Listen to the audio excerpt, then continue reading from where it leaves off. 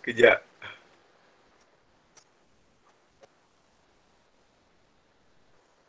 Alhamdulillah rabbil alamin wassalatu wassalamu ala Rasulillah wa ala alihi wa ashabihi ajma'in. Qala rabbi shrah li sadri wa yassir li amri wahlul 'uqdatam min lisani yafqahu qawli, amma ba'd. Syukur kepada Allah Subhanahu wa taala. Kasih sayang Allah Subhanahu wa taala pada kita masih lagi sama diberikan peluang untuk beribadah pada pagi ini, dan mudah-mudahan ada nilai di sisi Allah Subhanahu wa taala, insya-Allah. Jadi kita sambung perbincangan kita dalam surah Al-Qadar. Alhamdulillah, tak lama lagi saya nak habis ni. Kalau macam ni, kalau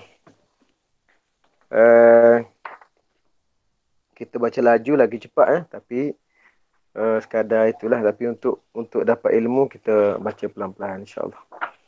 Okey, kita berkenalan dulu dengan surah Al-Qadar sebelum kita baca surah Al-Qadar itu.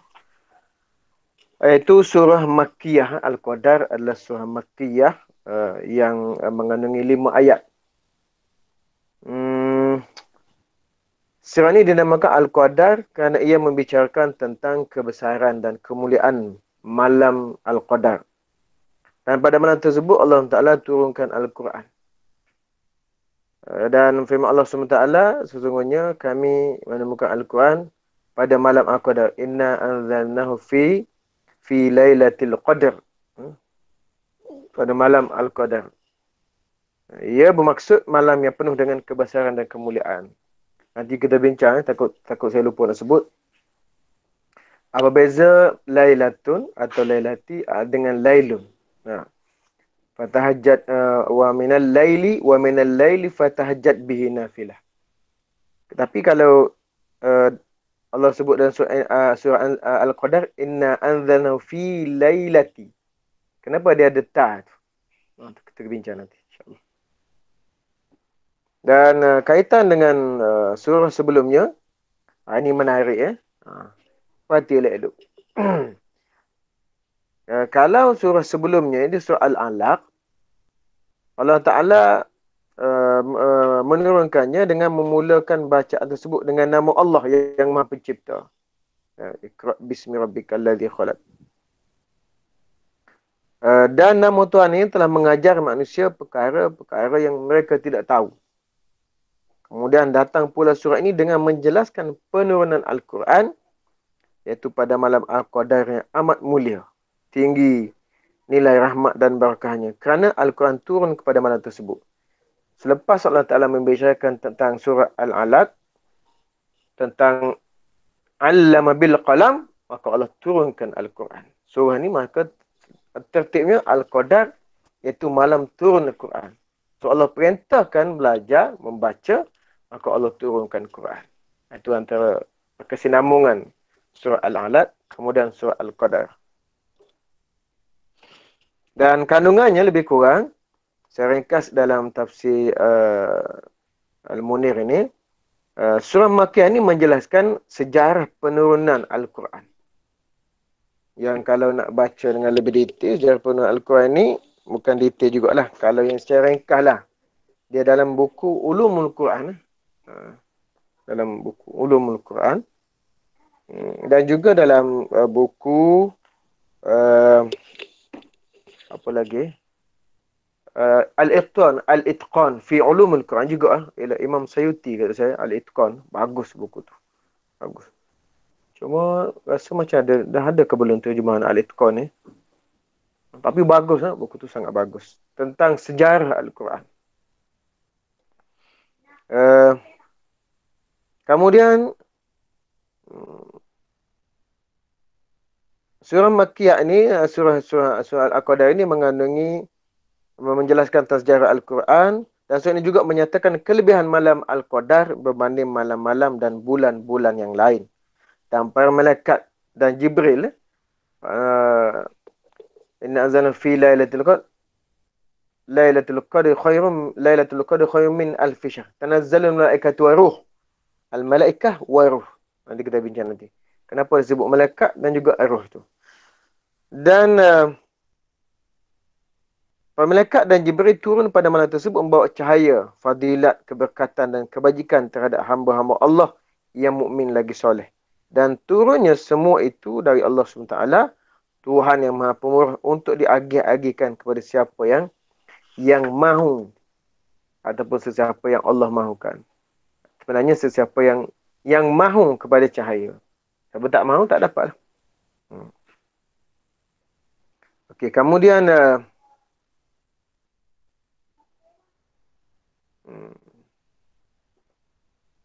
kita bincang tu sini sebelum kita masuk pada Al-Qadar ini. Pengertian nuzul Al-Quran, pengertian turunnya Al-Quran itu sendiri, apa maksudnya? Sebagaimana ketahui, Al-Quran diturunkan secara beransur-ansur selama 23 tahun. Al-Quran turun selama 23 tahun. 13 tahun di Mekah, 10 tahun di Madinah. Secara beransur-ansur. Daripada Lauh Mahfuz ke Baitul Izzah, langit dunia. Kemudian di situ Allah perintahkan Jibril menurunkan mengikut sebab yang berlaku. Berlaku begini turun begini, berlaku begini. Walaupun begitu ada juga ayat-ayat Al-Quran yang tidak ada sebab. Di kita ada kitab Sababun Nuzul oleh Imam Sayuti. Imam Sayuti, ya. Bila tebuk ni baru teringat nak ambil kitab tu, nak ambil kitab ni. Saya tunjuk sebagai bukti antaranya.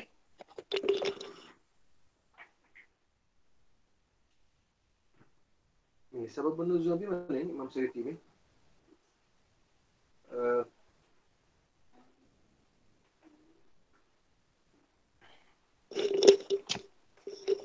Sorry ya.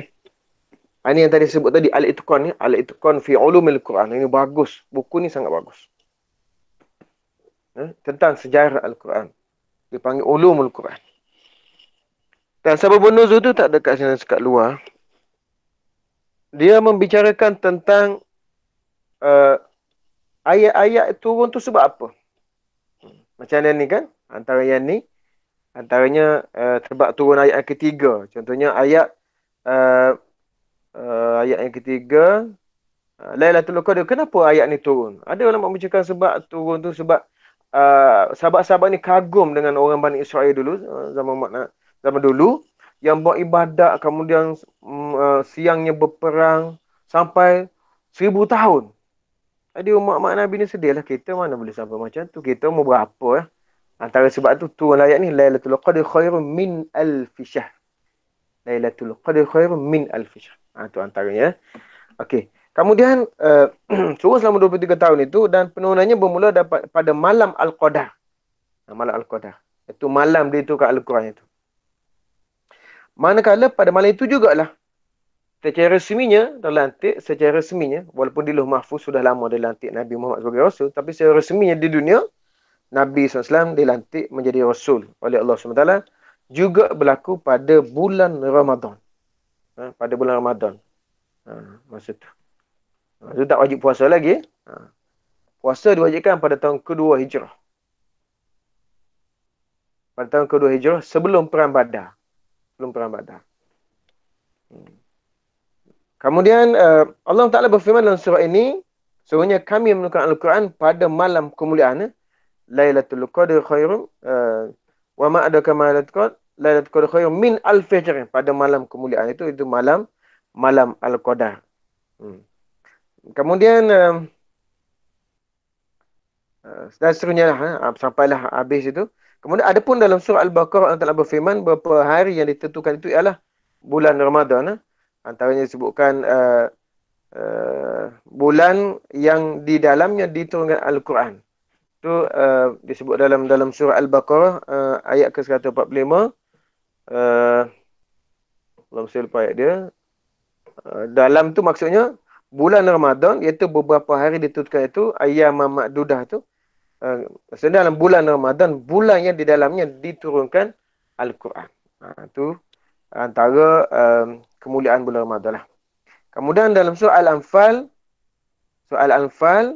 Allah sebut, dan apa yang kami turunkan kepada hamba kami, yakni Muhammad SAW, di hari Furqan, iaitu hari bertemunya dua pasukan. Jadi ini juga menunjukkan bahawa Allah Ta'ala menurunkan Al-Quran itu pada hari Furqan ataupun pada hari bertemunya dua pasukan, iaitu dalam perang Badar. Itu ada khilaf pendapat ulama, nanti kita bincang nantilah. Cuma sebut sini antara nuzul Quran itu ialah pada malam Al-Qadar. Dan malam turun Quran itu kita di Malaysia, kita cuti bulan Ramadan itu pada 17 Ramadan. Kita sambut nuzul Quran pada 17 Ramadan. Sedangkan Al-Quran itu turun, sedangkan Nabi suruh kita mencari Lailatul Qadar itu fi ashri awakhir, pada 10 akhir Ramadan. Artinya malam Al-Qadar itu ialah malam 10 akhir Ramadan. Tiba-tiba kita sambut nuzul Quran 17 Ramadan. Itu ada sedikit perbincangan. Lepas tu dalam kitab Ar-Rahiqul Maktum As-Safi Rahman Al-Mubarakpuri, dia lebih kepada Quran ini paling awal pun dia turun pada 21 Ramadan. Sebab Nabi suruh cari Al-Qadar itu pada malam 10 akhir. Artinya pada 21 sampai malam ke 30 atau 29. Antara tu ada Al-Qadar. Nanti kita bincang nanti. Al-Qadar ini kalau mengikut tafsir apa saya baca ni? Tafsir Amkar. Ada 45 pendapat mengatakan malam Lailatul Qadar ni bila.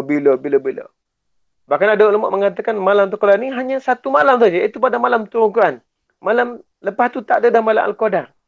Tetapi diperingatkan itu, disuruh mengerjakan itu untuk mengingati malam Al-Qadar yang dulu yang turun pada zaman Nabi SAW. Ada juga beberapa begitu. Ada juga beberapa begitu. Nah, macam mana sebut ada 40 pendapat tentang malam Al-Qadar ni. Bila. Okey. Cuma nak sebutnya, Nabi sebut dalam hadis, carilah malam Al-Qadar pada malam akhir 10 Ramadan. Malam akhir iaitu pada malam 10 Ramadan. Tetapi kita cuti 17. Artinya 3 hari kita awal. Ikut mana tu? Wallahualam. Habislah situ. Okeylah, kita baca surah Al-Qadar. A'udzubillahi minasyaitonirrajim.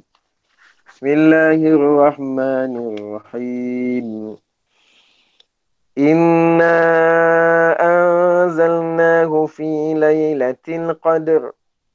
Wa ma adraka ma laylatul qadr. Laylatul qadri khairum min alfi syahr. تنزل الملائكة والروح فيها بإذن ربهم من كل أمر سلام هي حتى مطلع الفجر. Surah Azim. Yang bermaksud, sesungguhnya kami menurunkan Al-Quran. Kami telah menurunkan Al-Quran. Tadi Zee tanya, kenapa Allah sebut kami? Nanti kita bincang. Sebenarnya kami telah menurunkan Al-Quran pada malam kemuliaan. Dan tahukah kamu apakah malam kemuliaan itu? Malam kemuliaan itu lebih baik dari 1000 bulan. Lebih baik, bukan sama. Bukan 85 tahun. Atau 80 tahun. Dan pada malam itu turun malaikat-malaikat. Al-Malaikah. Al-Malaikah itu jamak. Dan ruh. Yang ini malaikat Jibril. Maknanya ketua malaikat turun dengan malaikat-malaikat lain. Dengan izin Rabbnya untuk mengatur segala urusan. Dan pada malam itu, kesejahteraan sampailah terbit fajar. Pada malam itu maksudnya apa? Maksudnya daripada maghrib sampailah subuh. So, malam Al-Qadar itu ialah daripada maghrib, masuk maghrib sampai subuh besok, sampai masuk waktu subuh, itulah malam Lailatul Qadar. Bukan pukul 3 pagi. Sahaja, bukan 3 pagi saja. Tapi sepanjang malam itu adalah malam Al-Qadar. Nanti kita bincang. Okey, kita tengok keutamaan malam Lailatul Qadar. Keutamaan Lailatul Qadar. Allah Ta'ala, muka surat 655 tu. Zee tak paparkan. Mana surah? Allah SWT memberitahu bahawa dia menurunkan Al-Quran di malam Al-Qadar. iaitu malam yang penuh berkat yang telah disebutkan oleh Allah Ta'ala dalam Al-Quran. Iaitu Allah sebut, Inna anzalna fi laylatin. Inna anzalna fi laylatin mubarakah. Mubarakatin. Sungguhnya kami menurunkannya pada malam yang diberkati. Itu Al-Qadar itu berada di bulan Ramadan. Dan bagaimana firman Allah SWT, Syahrul Ramadan alladhi unzila fiha, ini tadi. Surah Al-Baqarah, surah ayat 185 tadi. Dalam perbincangan apa namanya, tafsir Al-Munir tadi. Syahrul Ramadan alladhi unzila fihi al-Quran hudan linnas. Wa bayyinatin minal huda wal furqan. Iaitu bulan Ramadan ni adalah bulan di dalamnya turunkan Al-Quran. Wa bayyinatin linnas menjadi penunjuk, penerang, pembimbing kepada manusia. Ya. Dan Ibn Abbas radhiyallahu anhu dan lain-lainnya berkata, Allah Ta'ala telah menurunkan Al-Quran sekaligus dari Lauh Mahfuz ke Baitul Izzah, langit dunia. Kemudian dia menurunkannya secara beransur-ansur dan secara terpisah sesuai dengan peristiwa-peristiwa di masa Rasulullah SAW selama 23 tahun. Nah, kemudian Allah berfirman dengan mengagungkan Al-Qadar, yang mana Allah SWT mengistimewakannya dengan penurunan kitab suci Al-Quran pada malam ini. Dan Allah berfirman, "Wama adraka ma..." Stop situ dulu. Sampai situ dulu. Okey.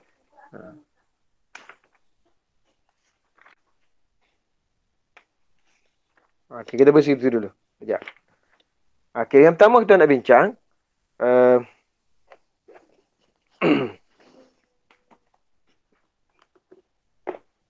penyebutan ataupun kalimah bila Allah Ta'ala sebut inna, apa makna sebut inna tu? Waktu kalau kita baca buku, dia akan memberikan kita, membuka tingkap-tingkap yang banyak pada kita. Sebab tu bila kita baca buku macam dia kena buka. Falsafahnya, bila kita baca buku, contohnya buku ni, kita kena buka. Bila buka, kita akan nampak. Bila kita baca. Kalau tutup, dia tak nampak. Macam juga tingkap atau pintu. Sebab tu dia panggil pintu ni. Kita bandingkan pintu hidayah. Kita kata pintu hidayah. Ya Allah, bukakan pintu hidayah buat aku. Hidayah tu ada pintu ke? Tak ada. Tapi kalau rumah hidayah ada pintu. Tapi kalau hidayah tak ada pintu. Dari segi pemaknaan biasanya. Tapi kalau pemaknaan hakikat, pintu hidayah itu apa dia? Ya Allah, bukakanlah pada kami pintu hidayahmu. Ya, kita berdoa. Padahal tak ada pun dalam doa tu makna pintu. Kita sebutlah, Allahumma hdini fiman hadai. Ya Allah, kurniakan kepadaku hidayah. Ada orang tu kena pintu hidayah. Mana pintu? Dia, besar hidayah ni, ataupun apa saja dia kena buka. Kalau buku, kita kena buka. Bila buka, kita nampak tulisan. Bila tulisan kita baca, kita dapat ilmu. Begitu juga dengan hidup ini. Ya, kita duduk dalam rumah terkongkong. Kita buka luas mata memandang. Kita nampak pemandangan. Kita nampak itu kan. Kita dapat macam-macam. Bila kita buka. Sama juga buku. Bila kita buka satu buku, kita akan dapat satu. Kita buka buku lain, kita dapat yang lain. Kalau kita buka tingkat depan, kita nampak depan je. Yang bahagian belakang, kita nampak. Kita kena pergi belakang, kita buka pintu belakang. Oh, macam ni pula belakang. Nah, lepas tu kita buka tepi sebelah sisi pula. Oh, macam ni pemandang. Oh, kita buka belakang pula. Sebab tu, sahabat-sahabat sekalian, kita ada banyak pintu. Begitu juga dengan ilmu. Dia ada berbagai-bagai pintu. Sebab tu dia kena buka. InsyaAllah nampak. Nah, jadi nak sebut di sini, inna azalna ni dulu. Inna. Kenapa Allah Ta'ala gunakan inna? Inna tu maksudnya Allah nak menunjukkan kesungguhan. Okay. Misalnya kita cakap orang Melayu, orang pun cakap gitu. Sungguhnya saya benar-benar akan ada. Kadang orang akan sumpah, orang berjanji ke apa kan. Sungguh. Tak. Orang nak bagi sungguh ni, sungguh. Tolong buat sungguh-sungguh. Sungguh tu maksudnya kena kuat. Inna sesungguhnya. Kita orang Melayu tu je maksud dengan sesungguhnya. Inna tu kan. Inna anzalna. Kenapa Allah sebut anzalna? Nah, kami telah menurunkan. Terjemah tu kan. Sungguhnya kami telah menurunkan Al-Quran. Itu juga dalam Buya Hamka, terjemah gitu juga.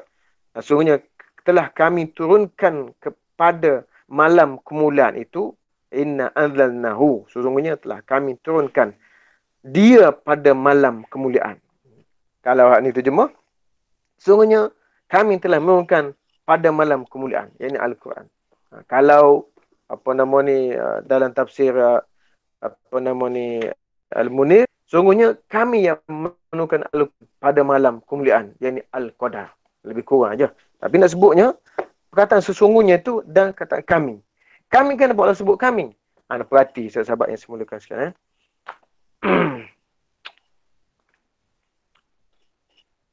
Yang pertama sekali, kami ni macam tadi saya dah jawab pada Cikgu Aziz. Ringkasnya. Kami ni kalau kita cakap Melayu, tak, misalnya bos berucap, pengetua berucap di depan PIBG, bos kata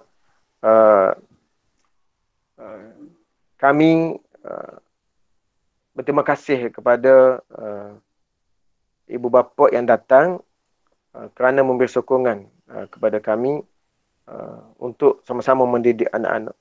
Bos cakap, pengetua cakap, dia seorang cakap. Tapi pengetua menggunakan perkataan kami. Untuk apa? Untuk meraihkan cikgu-cikgu yang lain.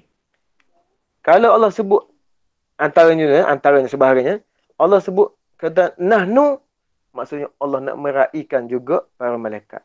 Sebab Allah Ta'ala tidak buat turun sendiri Quran ini. Allah suruh ke malaikat Jibril turunkan. Inna anzalna fi lailatul qadr min alfi tanazzalul malaikatu waruh. Malaikat dan Jibril itu. Sebab tu kalau kita perhati, kalau ayat-ayat yang Allah Ta'ala sebut perkataan nahnu, biasanya Allah Ta'ala wakilkan kerja itu kepada malaikat. Contoh yang lain, contohnya kalau kita sebut sini, Allah sebut perkataan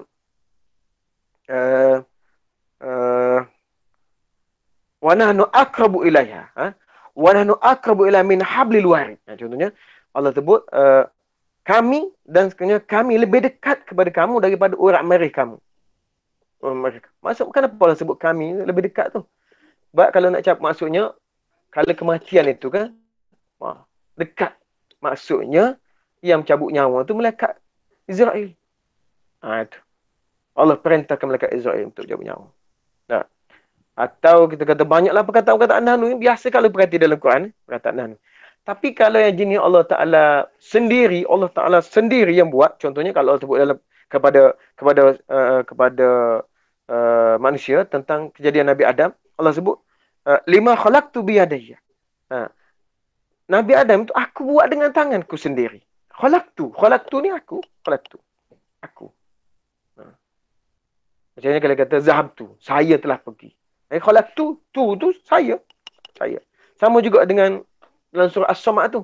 Kul huwa Allahu kul huwahu ahad.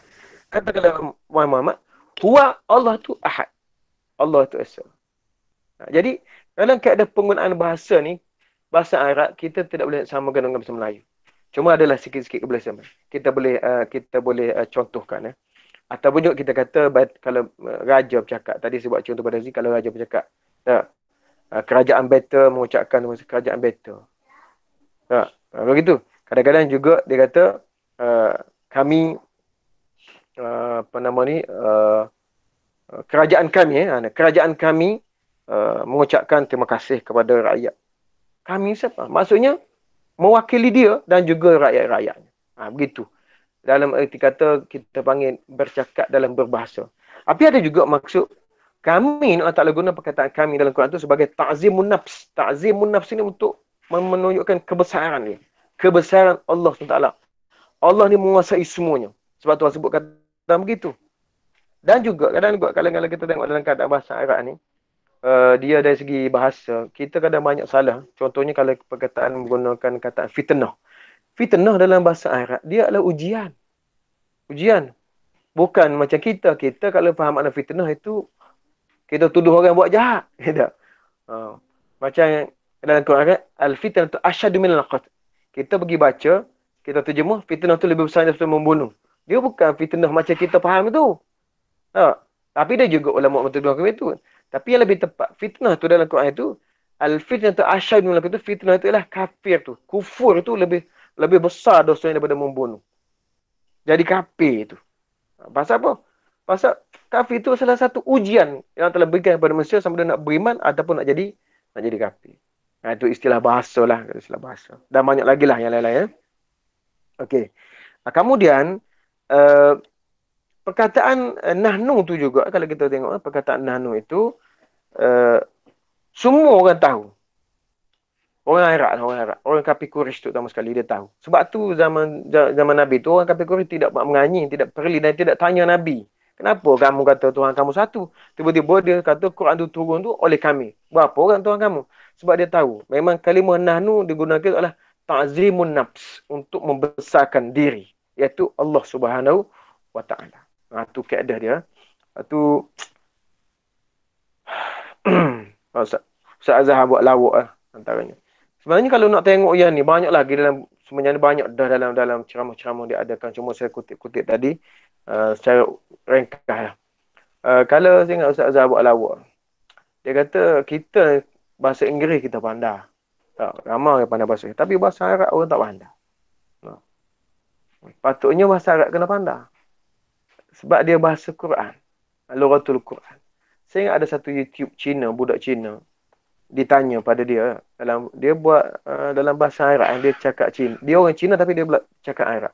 Masa tu dia ada macam kita panggil macam kita buat ujian lah. Ada 3 orang juri tanya dia.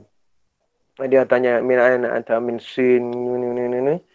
Dia tanya kenapa kamu belajar bahasa Arab? Limadha darasta al-lugha al-arabiyyah? Dia kata li'annahu ana muslim. Li'annani ana muslim. Ana muslim. Cengang juri. Sebab kenapa belajar bahasa? Sebab saya orang muslim. Lepas tu kalau nak tahu hukum tu dia kena tahu keadaan bahasa. Lepas tu dalam keadaan tafsir, kalau nak tahu nak tafsir Quran, saya ni bukan mentafsir Quran, saya hanya menyampaikan apa yang saya baca saja. Jadi sahabat boleh dengar duduk sama-sama makan, tu ada yang makan cekodok pagi ni tu, roti tu. Nasi tu dekat mulut tak buang lagi tu. Siapa dia makan nasi tu? Jadi saya ni hanya membaca, menyampaikan, saya tidak mentafsir. Saya baca-baca, saya kongsi. Jadi kalau nak jadi ahli tafsir, dia kena mahir. Nombor satu, dia kena bahasa Arab mahir. Dia kena hafiz Quran, dia kena hafiz hadis. Dia kena tahu bayang, manik, badik. Dia kena semua segala makna nenek. Asbabun nuzul, dia kena alim. Dia kena macam-macam lah. Dia kena nasih masuhnya, dia kena tahu, kena segala-gala. Banyak benda itu. Cuma saya ni bukan mentafsir. Saya menyampaikan saja kongsi-kongsi dengan sahabat. Okey. Jadi, penggunaan bahasa tu. Jadi kata Ustaz Azhar, kena kurang-kurangnya kita kena pandai bahasa Arab. Ana, sekurang-kurangnya tahulah. Ana tu saya kan. Anta, awak. Tapi ada saya tengok kawan saya dulu. Dia baru balik Sarawak. Naik motor, tak ada lesen. Tak ada lesen, kena tahan. Dia tidak biasa nantar bercakap dengan orang ni. Jadi polis tahan dia. Polis tanya, lesen ada? Lesen ada tapi mati. Dia kata, minta maaf, Cik Ana baru balik daripada Sarawak ni, tak sempat lagi nak baru lesen ni. Dia kata, Ana baru balik daripada Sarawak, tak sempat nak baru lesen. Waktu dia kata, takkan, tak boleh maaf sikit ni. Sekali je salah ni, Ana bukan sengaja. Takkan, tak boleh maaf. Polis tu pun balah. Polis tu kata, Anta tak kisah. Ana baru balik Sarawak ke, Ana baru balik mana pun, Anta nak samai juga. Jadi dia kata, dia ingat ke dia tu, polis budak tu panggil dia tu, kawan saya tu panggil dia tu Anta, dia pun bahaya dia Anta juga. Nampak sangat, tak tahu sangat bahasa. Ana Anta pun tak tahu. Tu teruk sangat. Jadi, ataupun kalau Ustaz Azhar buat lawak, Ustaz Azhar dia buat lawak. Dia kata, kawan dia cakap, jangan lupa tu, pagi esok anak nak pergi rumah Ana tu. Anak nak pergi rumah Ana. Lepas tu hak member pun jawab. Tak apalah, hantar tunggulah rumah hantar. Jadi dia kata saya ni nak pergi rumah saya. Hak tu pun jawab, tak apalah. Awak tunggu rumah awak lah. Gitu. Jadi dia pening jadi pening. Padahal benda-benda gitu lah nak hantar. Jadi sahabat mereka sekalian, belajarlah bahasa Arab sekurang-kurangnya sikit-sikit lah. Walaupun tak boleh sikit, belajarlah banyak. Gitu. Okey, dan banyak lagi lah penggunaan-penggunaan istilah Arab dalam Quran ni. Dan sebenarnya sahabat sekalian, Pukul 9, 8.30, pukul 9, pukul 8.30. Pukul berapa kita berhenti? 9.30 tak? Pukul 10, pukul 10. 8.30, 9.30, sejam pukul 10 kita berhenti. Okey. 10, 10. Ya. Dan sebenarnya, bagus juga kalau Zee tanya. Sebenarnya, kalau kita nak isukan Al-Quran ini, banyak masalah. Bukan banyak masalah, banyak orang memasalahkan sebab dia hanya mencari kita kata kelemahan yang ada dalam Quran. Padahal tidak begitu, cuma dia tak tahu. Macam ni lah perkataan Anan. Sama juga saya pernah sebut sebelum ni perkataan huwa, kul huwallahu ahad. Orang yang belajar bahasa Arab ataupun orang yang kafir, orientalis belajar bahasa Arab untuk mencari kelemahan dalam Quran. Dia tanya, dia kata Allah ni lelaki ke perempuan? Kita kata Allah tidak lelaki, tidak perempuan. Dia kata kalau Allah tidak lelaki ke perempuan, kenapa Allah sebut dalam Quran tu huwa? Qul huwa. Katakanlah Muhammad, huwa dia adalah Allah. Huwa dalam bahasa Arab untuk mukhatab lil muzakkar. Apa panggil? Kita ganti nama kepada lelaki. Lelaki. Dia seorang lelaki. Huwa tu maknanya dia seorang lelaki. Jadi Allah tu lelaki. Letih. Kalau kita nak faham gitu. Sebab tu, sahabat Imam Islam, kita kena faham, Allah Ta'ala turunkan Al-Quran tu kepada orang Arab. Kepada bangsa Arab. Jadi, dia menggunakan kaedah bahasa Arab. Gitu. Bukan maksudnya Allah Ta'ala dia tu lelaki. Tapi menggunakan kaedah bahasa. Macam kita lah. Kita hantar surat kepada pengetua perempuan. Kita tak kata puan pengetua kalau dalam surat tu. Kita panggil tuan. Pasal apa? Pasal umumnya orang terima begitu. Tuan itu. Sebab apa? Sebab dia orang dah terima begitu pangkatnya. Jadi itu istilah bahasa. Kita tak boleh kata puan. Puan itu dalam keadaan biasa begini kan. Kita cakap untuk menghormati dia. Tapi kalau dari jawatan dia panggil tuan. Dari segi keedahnya. Sebab tu sahabat Islam, kalau nak cari, sengaja nak cari begitu, dia akan. Kemudian akan timbul pula. Bila Allah Ta'ala sebut, Inna anzalna al-Qur'anan Arabiyyah. Jadi Quran ini turunkan dalam bahasa Arab. Dia untuk orang Arab saja. Kenapa? Kita orang Melayu tak payah. Jangan. Macam-macam. Antaranya, dalam buku Orientalis bertanya ulama menjawab ni, ada macam-macam soalan. Saya baca persoalannya saja supaya sahabat-sahabat terasa untuk mencari sendiri. Antaranya yang diisukan tentang Al-Quran ini iaitu muka surat 80 tadi. Antaranya dia kata apa? Dia kata banyaklah. Menempuh panjang jawapan dia. Saya baca yang mudah. Kamu mengatakan bahawa Nabi kamu tidak menyusun Al-Quran kerana tidak nampak padanya keahlian bersyair sejak kecil. Bukankah mungkin saja dia yang pelajarinya daripada orang lain? Dia tuduh Nabi belajar Quran daripada orang lain. Pasal apa? Dah pasal Nabi ni dah butuh huruf. Mungkin dia belajar daripada orang lain kot. Dia susun sendiri. Sebab tu saya kata dulu kita bincang dalam Iqra' tu. Kalau nak tuduh Nabi ni ummi, kalau kita kata Nabi tu butuh huruf, orang akan boleh tuduh macam-macam. Kalau tak butuh huruf pun dia kata dia belajar dengan orang lain. Dia macam-macam tuduh. Ataupun dia kata, bagaimana kamu mengatakan bahawa Quran itu untuk seluruh manusia dan menundukkan mereka?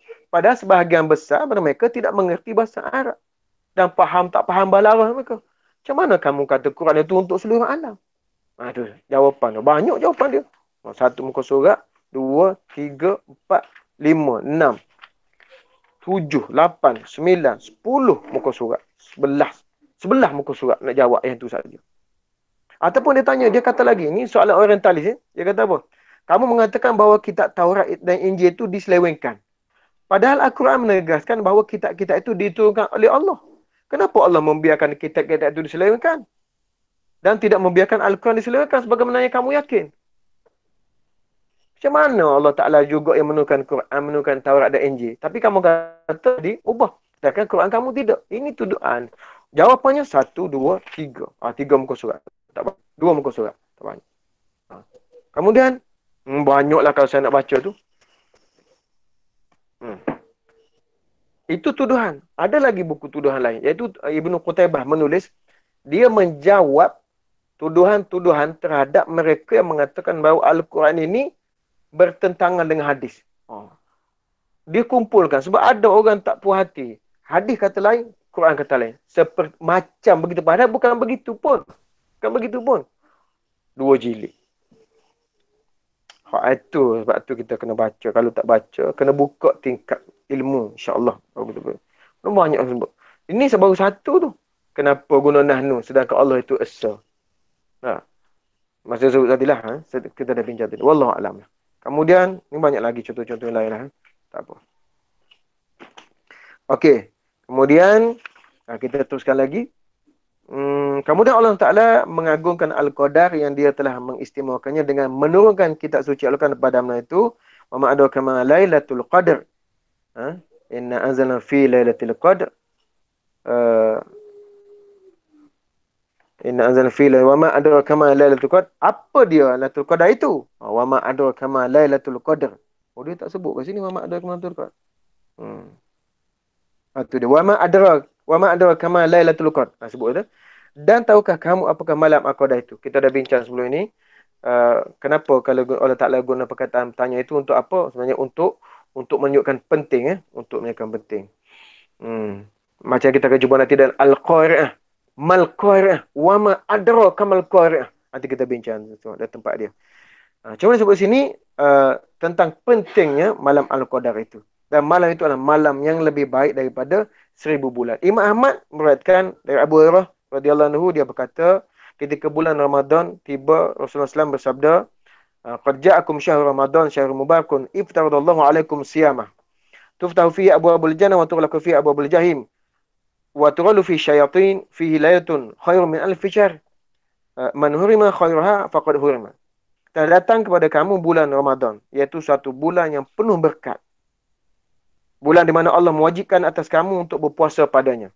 Satu bulan di mana semua pintu-pintu syurga dibuka dan pintu-pintu ditutup dan syaitan dibelenggu. Ini semua kita dah bincang dalam bulan puasa ni. Dan dalam bulan Ramadan terdapat satu malam yang lebih baik daripada 1000 bulan. Lebih baik min khair min alf syahr. Lebih baik daripada 1000 bulan. Dan barang siapa yang dapat mendapat kebaikan pada malam tersebut, maka sungguhnya dia telah mendapat. Dan barang siapa yang tidak mendapat kebaikan pada malam tersebut, maka sesungguhnya dia tidak mendapatkannya. Apa makna? Maknanya dia rugi. Dia rugi. Dan dia sebut sini, sahabat muslim, disebutkan, wama adraka ma lailatu. Kenapa Allah sebut lailatu tu? Tadi kan? Inna anzalnahu fi lailatul qadr. Fi lailatul qadr. Wama adraka ma lailatul qadr. Kenapa Allah sebut lailatun? Lailatun ini sebutnya, kalau Allah sebut lailatun itu, itu dia menunjukkan kepada keistimewaan malam Al-Qadar itu berbanding pada malam-malam biasa. Kalau macam saya sebut tadi, wa min al-laili fatahajjad bihi nafilah. Dan pada malam sebagian malam itu bangunlah untuk solat sunat tahajud. Malam tu malam-malam biasa, malam biasa. Tapi kalau malam Al-Qadar, malam luar biasa. Sebab tu sebut fi lailati. Wa ma adraka ma lailatu. Lailatu sebab apa? Sebab hari raja tu lah. Tu dari segi nahwu lah. Tu tak apalah. Cuma sebutnya beza Lailun dengan Lailatun itu sebab adanya keistimewaan malam Al-Qadar itu.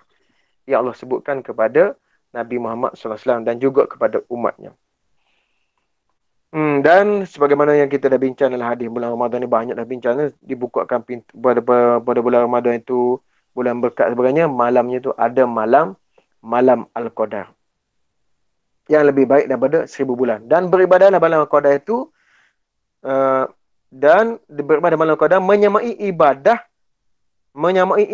Kalau dalam kitab tafsir Ibn Katsir ni, dia terjemah menyamai ibadah selama 1000 bulan.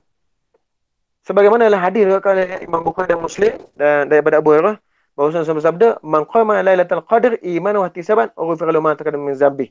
Siapa berdiri mengerjakan solat di malam Al-Qadar dengan penuh keimanan kerana Allah Taala, maka dosa-dosanya diampuni. Sebab sekalian, bukan sama dengan 1000 bulan. Cuma kalau kita nak kira tepat, Lailatun itu 1000. 1000 bulan ni berapa tahun? 80 tahun lah 1000 bulan. Kalau Buya Hamka sebut, begini kalau Buya Hamka sebut, 80 tahun 80 tahun.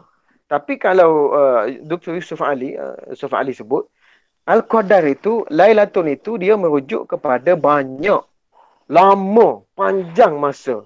Bukannya merujuk kepada uh, kita kata apa kan? Kita kepada angka, bukan merujuk kepada angka. 1000 itu bukan merujuk kepada angka, tapi merujuk kepada lama, banyak dan panjang. Serta kelebihan yang besar. Itu maksud 1000. Misal kalau kita cakap Melayu lah. Saya memohon jutaan kemaafan. Apa maksud jutaan kemaafan tu? Adakah dia kata kita cerita ke orang, kita kata dia tu telah memohon maaf daripada saya. Katanya dengan jutaan kemaafan. Oh, jadi boleh adakah kita faham dia mengucapkan maaf juta begitu? Tidak. Maksudnya minta maaf sungguh-sungguh lah, jutaan kemaafan. Begitu ataupun kita kata saya memohon maaf daripada hujung rambut, hujung kaki. Apa maknanya? Tu kita tak boleh faham dari segi bahasa tu, konteks bahasa tu, tapi kita kena faham maksud daripada falsafah hujung rambut, hujung kaki. Kalau orang kepala botak, tak ada rambut. Saya minta maaf daripada kulit kepala ni sampailah kulit kaki. Begitu. So, sahabat-sahabat sekalian, 1000 itu bukan merujuk kepada tahun, bukan merujuk kepada nombor dan angka, tapi merujuk kepada lama dan besarnya kurnia Allah Ta'ala.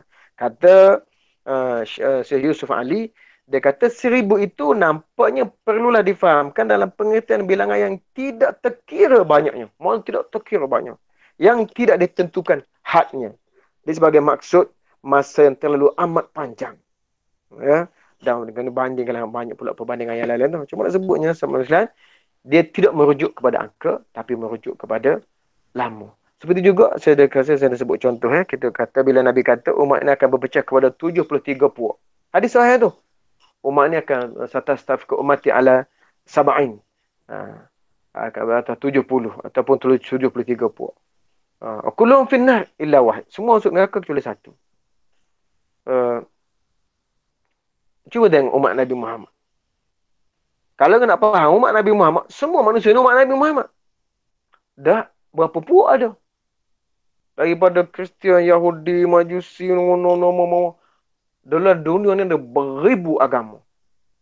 Yang paling banyak agama di dunia ialah di India. Paling banyak agama. India.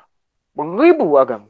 Rasa kalau nak kirakan buku-buku yang bincangkan tentang agama di dunia ni, berasa beratus ribu agama.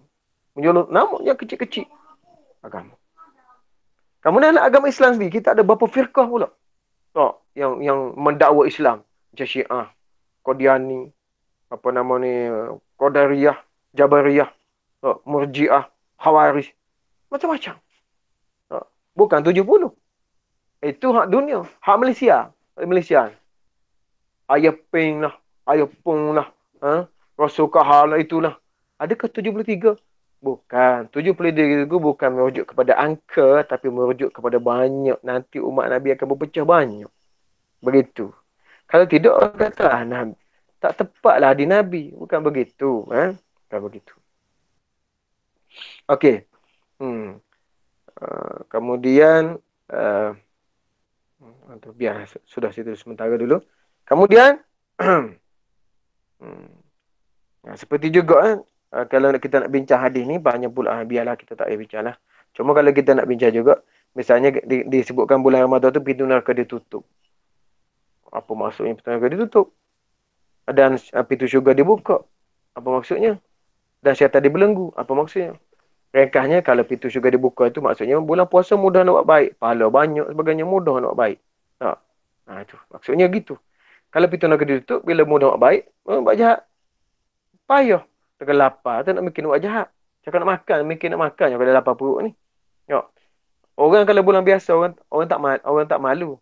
Kalau tak pergi solat. Orang tak pergi Jumaat. Orang tak pergi Jumaat, orang tak malu. Dia duduk sengih-sengih kat kedai kopi. Tapi bulan Ramadan, walaupun dia tak solat, dia tak makan depan orang ramai, dia malu. Kalau tidak pun dia takut. Dia malu kat budak-budak puasa. Itu keberkatan bulan Ramadan. Syaitan dia belenggu begitu juga. Nafsu, bila nafsu dia kita lapar, nafsu down. Maksudnya, syaitan tak ada peluang untuk tu. Kemudian itu ringkaslah. Nanti kita bincang di tempat dia nantilah. Dan barang siapa, di sini poinnya, barang siapa yang tidak mendapat kebaikan pada malam tersebut, ini malam Al-Qadar, maka sungguh dia tidak mendapatkannya. Sebab itulah sahabat-sahabat ilmu sekalian, kita sekarang berakhir, jam awal, jam akhir, Rejab, Syaban, Ramadan. 6 bulan lagi, 5 bulan lah. Jam akhir, jam awal, jam akhir, Rejab, Syaban, Ramadan. 5 bulan lagi kita nak puasa pula. Berdoalah kepada Allah SWT. Banyak-banyak. Supaya Allah Ta'ala mengangkat COVID ni. Kalau tidak, tak terawih pula kita tahun ni.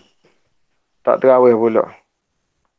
Saya minggu lepas singgah solat isyak di masjid wilayah Persekutuan. Allah tak ramai. Satu soh ke dua soh. Dalam jarang-jarang. Kalau soh tu tak jarang, satu soh je. Dia kerana 1 meter, dia 2 soh. Bila solat tu Allah teringat bulan Ramadan. Sebab kita selalu, kalau saya tak ada kuliah Ramadan, saya pergi, kalau tak ada tazkirah Ramadan tu, saya pergi tarawih di masjid wilayah, bawa anak-anak. Anak situ budak-budak. Boleh main, ada tempat main budak kecil. Bila solat tu Allah teringat kemeriahan bulan Ramadan. Tapi bila teringat COVID tu, 5 bulan lagi ni, kalau COVID tak hilang, tarawih di rumah pula kita.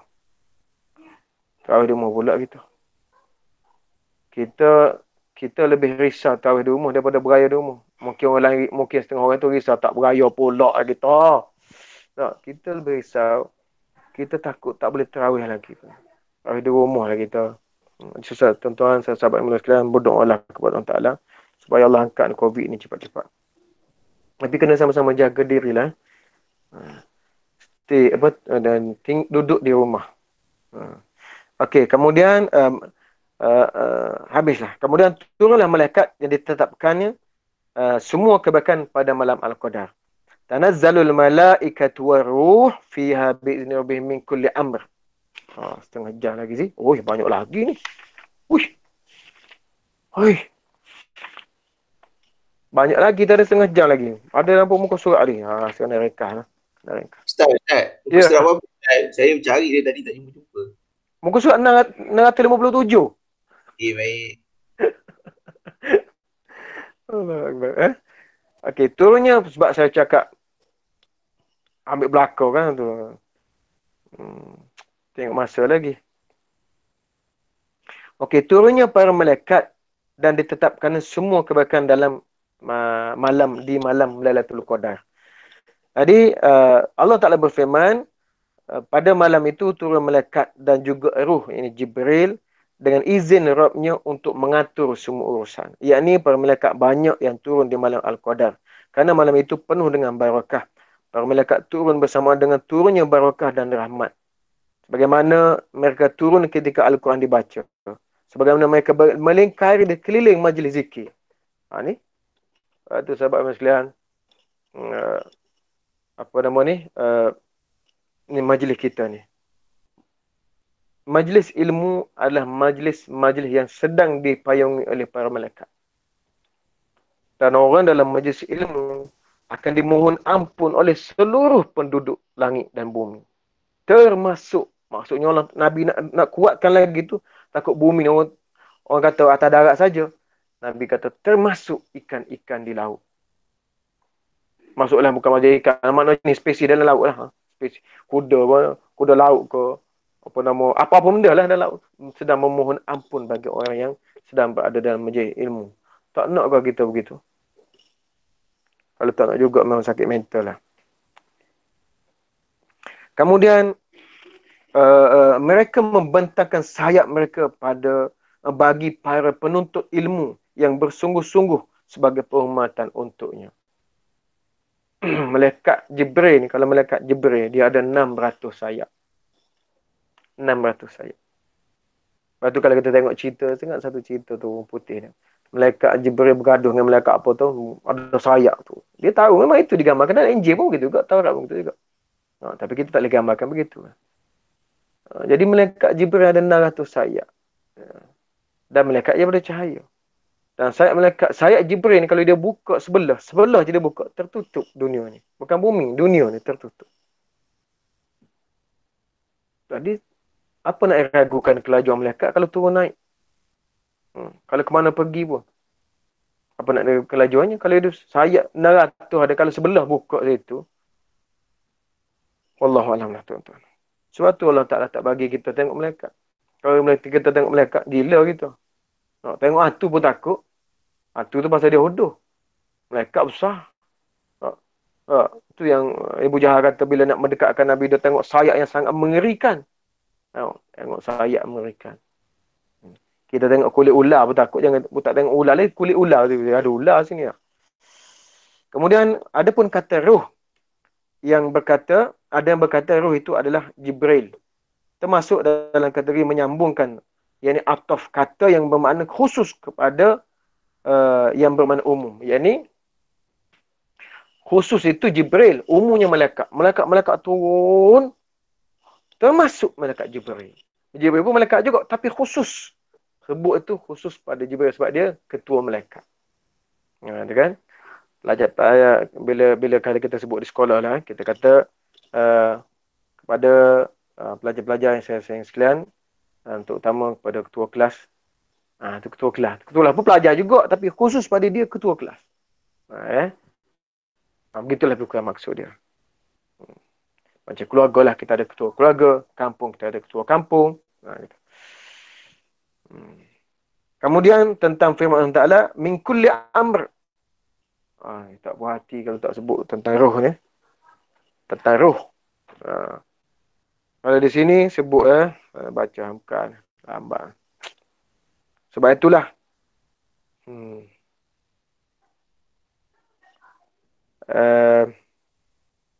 tak apalah.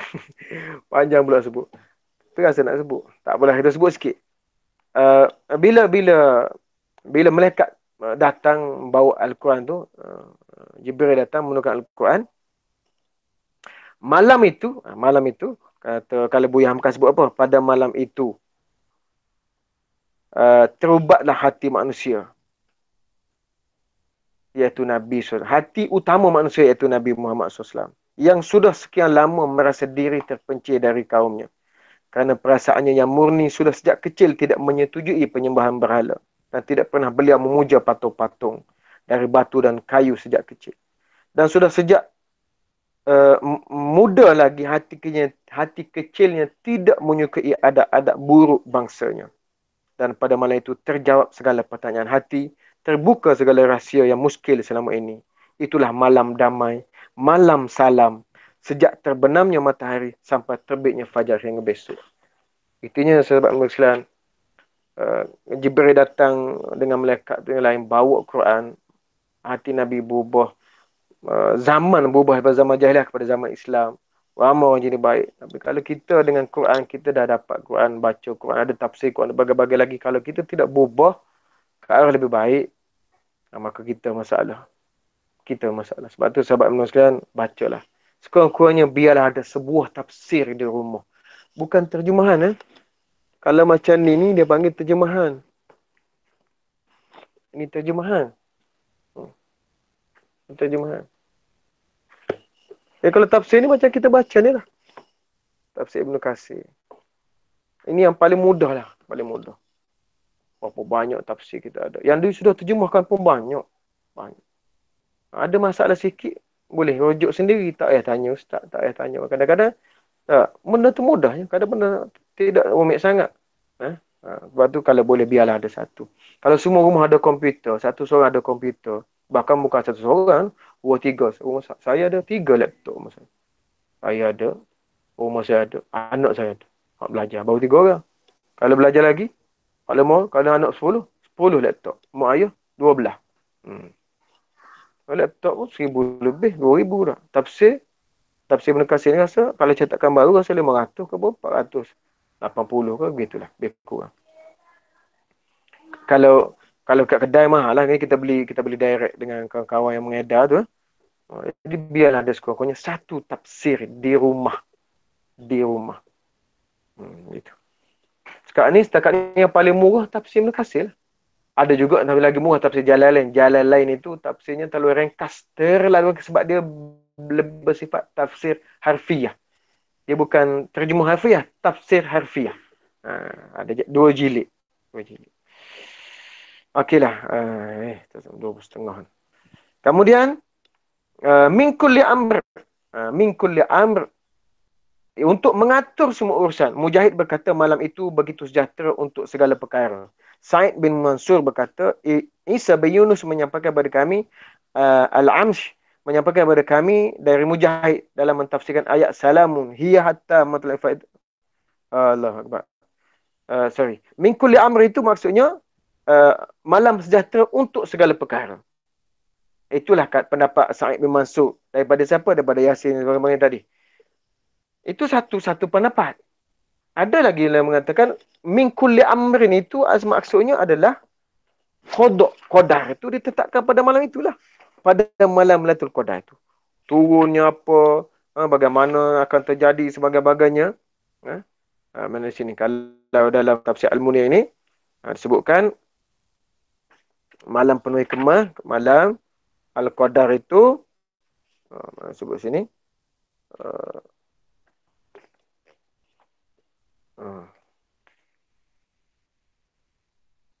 okey. Malam min kulli amr, pada malam itu ditentukan segala urusan dengan penuh hikmah.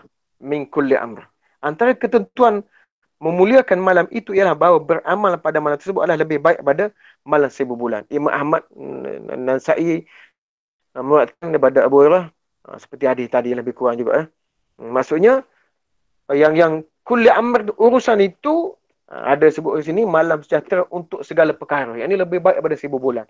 Ada mengatakan malam itulah malam ditentukan qada dan qadar hidup kita ni. Gitu.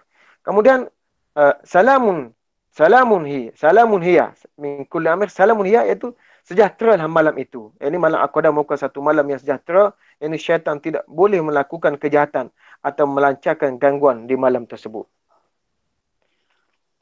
Ada selalu orang tanya. Selalu Quran sebut begini, hadis sebut tak malam syaitan dibelenggu. Tapi kenapa ada orang jahat juga? Kita kena ingat, sahabat-sahabat yang saya sayang sekalian. Jahat ini bukan saja syaitan. Jahat manusia pun jahat juga. Betul lah sebut dalam Quran tu, al-ins asy-syaitan minal ins wal jin. Syaitan ni kalangan manusia dan jin. Bukan jin saja syaitan. Manusia apa ada juga kalangan syaitan. Syaitan lain, iblis lain. Jin lain. Biarlah itu tu. Tapi kalau jahat, manusia di kalangan syaitan jahat. Yang dibelenggu tu syaitan di kalangan jin. Di kalangan manusia, dia tak ada belenggu. Pasal dia hidup lagi. Tak ada dunia ni nampak. Jalan kata. Patut dia orang mencuri dia. Itulah manusia. Tapi kalau nak kenal sungguh syaitan, di bulan puasa, kalau nak jahat, itulah syaitan di kalangan manusia. Tak puasa, itulah. Kalau tak solat juga, itulah kalangan syaitan di kalangan manusia. Jangan nak salahkan syaitan yang tak nampak, yang raib tu. Itu dia kata. Syaitan ni adalah makhluk yang jahat. Sama ada manusia atau jin. Iblis itu memang tetap. Dia tu memang takdirnya dia tu tak nak bertaubat. Dia tak nak beriman. Tak lalu tu sudah beri peluang untuk sujud pada kubur Nabi Adam setelah Nabi Adam wafat. Jadi kalau kata malam tu syaitan pada malam itu dia atur malam itu malam Al-Qadar, malam kejahatan. Syaitan tidak boleh melakukan kejahatan atau melancarkan gangguan di malam tersebut. Ya. Kalau kita bangun malam itu, qiyamul lail.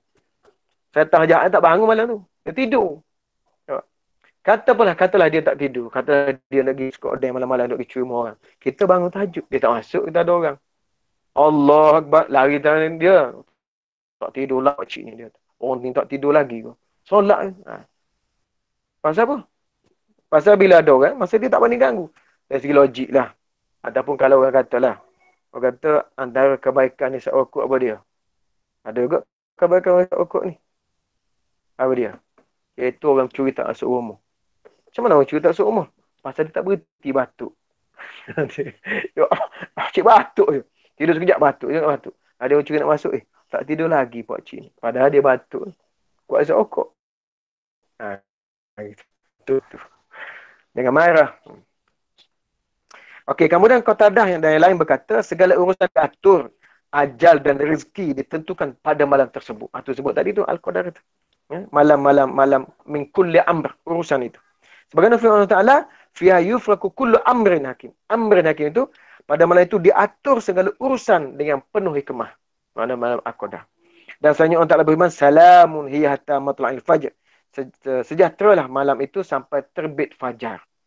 Dan Sa'id bin Mansur berkata, Al-Hushaimi menyampaikan kepada kami dari Abu Ishaq, dari Asy-Sya'bi tentang ayat min kulli amrin ini untuk mengatur semua urusan. Sejahteralah malam itu sampai terbit fajar. Dia berkata, para malaikat menebarkan keselamatan pada malam tersebut kepada yang beribadah di masjid sampai terbit fajar.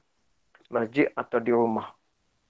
Sebab tu, sahabat ilmu sekalian, berdoalah supaya COVID ni angkat cepat-cepat. Supaya bulan Ramadan nanti kita boleh solat tarawih. Kita boleh solat tarawih sama-sama. Kita boleh berkiamulai sama-sama di masjid. Atau kalau boleh di rumah. Ya, untuk kita mengimarahkan bulan Ramadan sekali lagi. Berdoa insyaAllah. Sampai terbit fajar. Dan qadar malam Lailatul Qadar ni, dia bukan satu malam. Dia sepanjang malam 48 jam. Sepanjang malam 48 jam. Apa maksudnya? Nah, kalau sini siang, sana malam. Sebelah sana. Kalau sana malam, sebelah sini siang. Jadi kalau malaikat Qadar tu dah malam ni, kat Malaysia, kat sana tak ada. Tak. Sepanjang malam itu. 48 jam. Satu dunia. Bukan malam sebelah dunia, satu dunia. 24, 48 jam. Gitu. Okey, kemudian Qatadah dan Ibnu Zaid menafsirkan ayat sejahteralah malam itu. Yakni malam itu penuh dengan kebaikan dan tidak ada satu kejahatan pun pada malam itu sampai terbit fajar. Dan kita bincang sikitlah penentuan Lailatul Qadar saya ringkaslah sebab kita ada masa tak banyak ya. Penentuan Lailatul Qadar itu hadis yang diriwayatkan oleh Imam Ahmad dari Ubadah bin Samit bahawa Nabi sebut, saya bacakan maksudnya. Muka surat 659J. Itu Lailatul Qadar itu berada pada 10 akhir Ramadan. Dan barang siapa berada pada malam-malam tersebut kerana mengharap kebaikan pahalanya, maka Allah mengampuni dosa-dosanya yang terdahulu dan dosa-dosanya yang akan datang. Malam tersebut adalah malam ganjil. Iaitu malam ke-29, malam ke-27 atau malam ke-25 atau malam-malam ganjil lah. Malam ganjil. Lepas tu tadi saya sebut. Bila Nabi sebut ni hadis riwayat Imam Ahmad, hadis sahih. Hadis riwayat Imam Ahmad. Pada sebut sini. Hadis ni hadis sahih, hadis Imam Ahmad.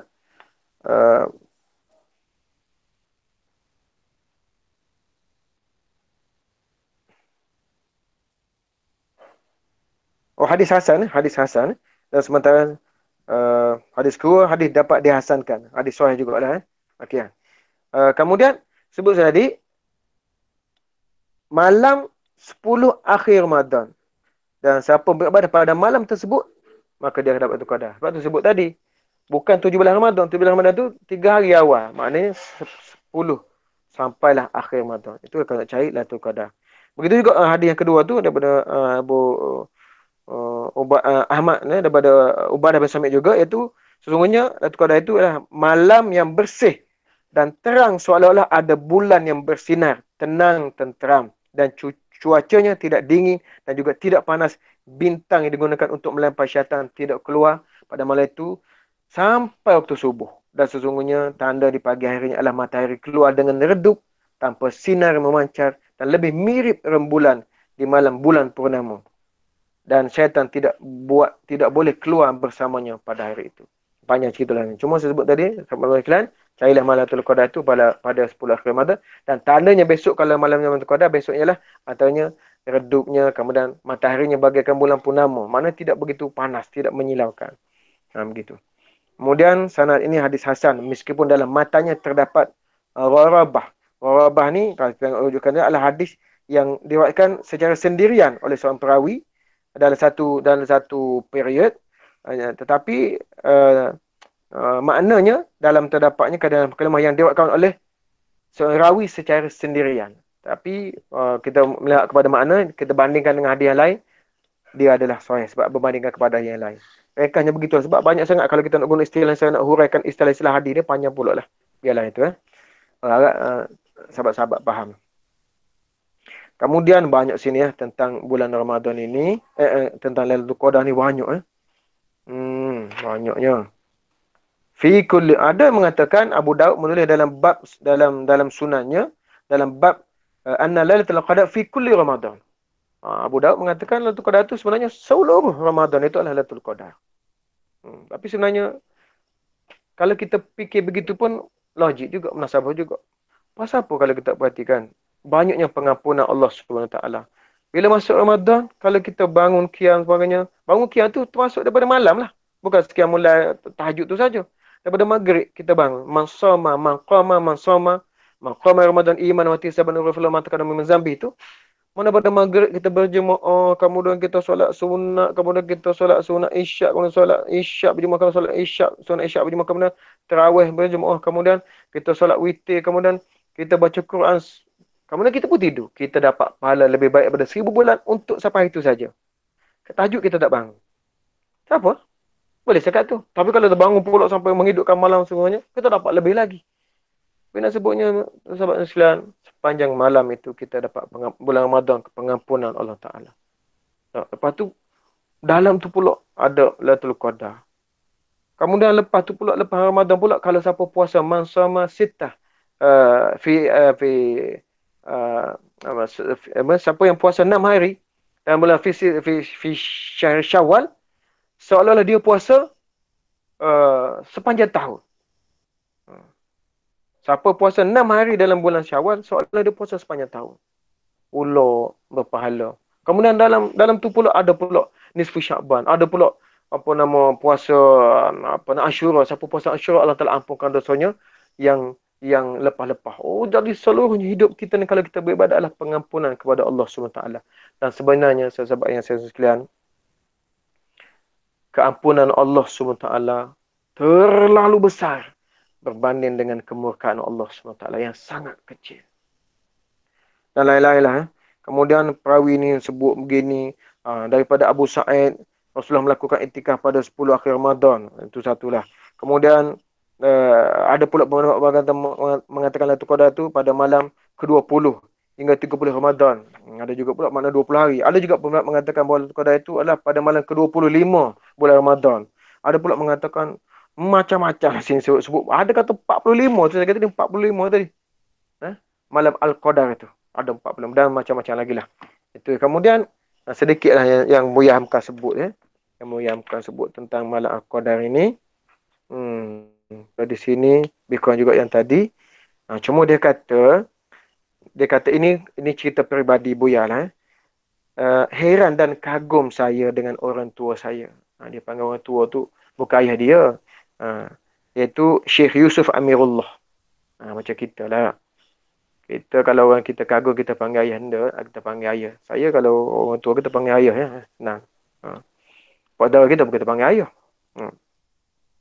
Macam kita orang Melayu lah, orang putih kalau mari Malaysia ni pening dia. Tak. Kita orang Melayu kita panggil, adat kita orang Melayu kita panggil orang lebih tua pada kita panggil uncle belaka. Orang mana pak saudara dia.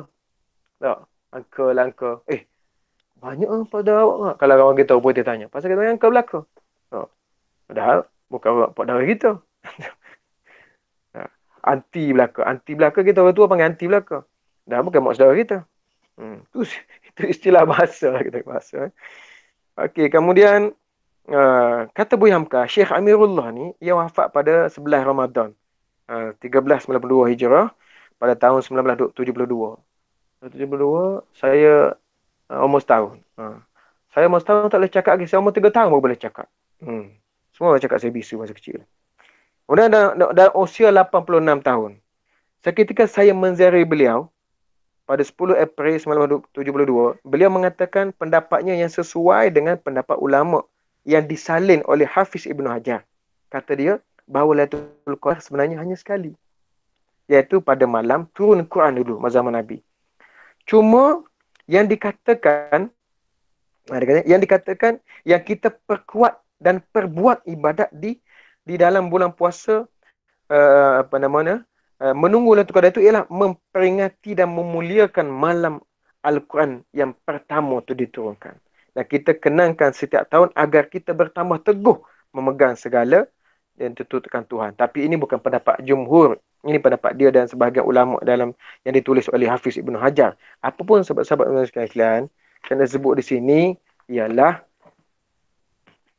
keampunan, kasih sayang, kecintaan, rahmat dan segala-galanya daripada Allah SWT lebih besar daripada sedikit kemurkaan Allah SWT.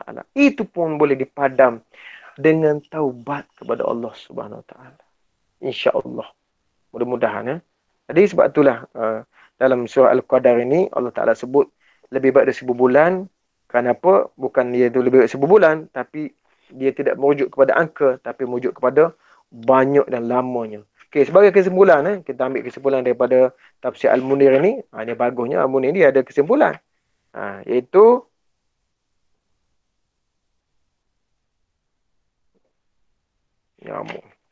yang pertama, daripada ayat-ayat yang dapatlah kita ambil rumusan bagi berikut. Yang pertama, penurunan Al-Quran bermula pada malam Al-Qadar, iaitu malam yang diberkati, iaitu pada malam bulan Ramadan. Dan malam Al-Qadar adalah malam yang agung, penuh kemuliaan, malam yang penuh hikmah dan ketentuan dari Allah Subhanahu Wa Taala. Allah membuat segala ketentuan pada masa ke semasa. Dan Allah Ta'ala menyerahkan tugas itu kepada pengurus-pengurusnya, iaitu malaikat utama, iaitu Israfil, malaikat Israel dan Jibril alaihimussalam. Dan kesimpulan juga, beramal dan buat kebajikan pada malam Al-Qadar lebih baik daripada beramal daripada 1000 bulan. Dan para malaikat akan turun dari 7 petal langit, dari Sidratul Muntaha. Begitu juga malaikat Jibril akan turun dari tempat tinggi ke bumi, tempat tinggalnya, dan turun ke bumi. Dan mereka akan mengaminkan doa orang-orang yang berdoa kepada Allah Ta'ala sehingga fajar mesin pada malam Al-Qadar itu. Dan para malaikat turun pada Al-Qadar dengan perintah Allah. Dan menurut Ibn Abbas, ayat ini membuktikan betapa hebat dan luhurnya malaikat. Sebagaimana Allah Ta'ala berfirman, dan tidaklah kami Jibril turun kecuali dengan perintah Tuhanmu. Dan malam Al-Qadar adalah malam kesejahteraan. Kemudian malam Al-Qadar adalah malam kesejahteraan, malam keselamatan, malam kebaikan, malam keberkatan dari Allah SWT, seperti yang sebut oleh Buya Hamka tadi. Sebagai kesimpulan, sahabat-sahabat sekalian, marilah kita sama-sama berdoa kepada Allah SWT agar Allah Ta'ala menyempatkan kita untuk bersama-sama lagi mencari malam Al-Qadar dan seluruhnya pada malam bulan-bulan Ramadan nanti. Pada malam-malam dalam bulan Ramadan nanti. Sama-sama lah kita berdoa itu.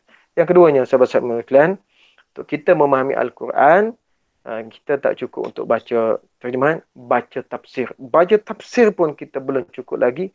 Kita kena baca beberapa tafsir yang lain. Pun begitu belum cukup lagi sebab kita orang Melayu, kita kena kurang-kurangnya kena pandai juga sedikit-sedikit bahasa Arab. Untuk kita memahami istilah-istilah yang terdapat dalam Al-Quran ini, yang kadang-kadang kita tak boleh faham atau kita tak boleh jelaskan dalam bahasa Melayu. Contohnya takwa. Takwa kita terjemah takut. Tak betul. Takwa tak boleh terjemah. Kita kena kata takwa. Tak. Macam sembahyang. Sembahyang tak sesuai kalau kita kena guna solat sesuai. Lebih tepat berdasarkan cara kita beribadat kepada Allah SWT. Dan lain-lain lah. Jadi sahabat-sahabat sekalian, sekadar itu saja. Mudah-mudahan kebaikan itu daripada Ta'ala, kelemahan itu kelemahan saya. Sedikit yang saya kongsikan daripada beberapa pembacaan malam tadi dan pagi ini. Mudah-mudahan bermanfaat untuk kita dan menjadi sebab untuk saya dan sahabat-sahabat sekalian masuk syurga Allah SWT. Wallahu alam. Kembali kepada pengacara majlis. Silakan Zee.